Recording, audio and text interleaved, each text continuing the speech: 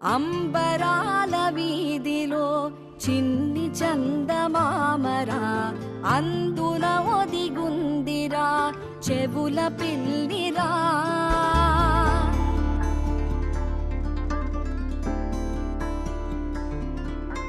నీడ నీలి దీవిలో నీటి మీద మెరిసెరా, ఆ వెన్నెల కాంతిలో కూర్మముందిరా.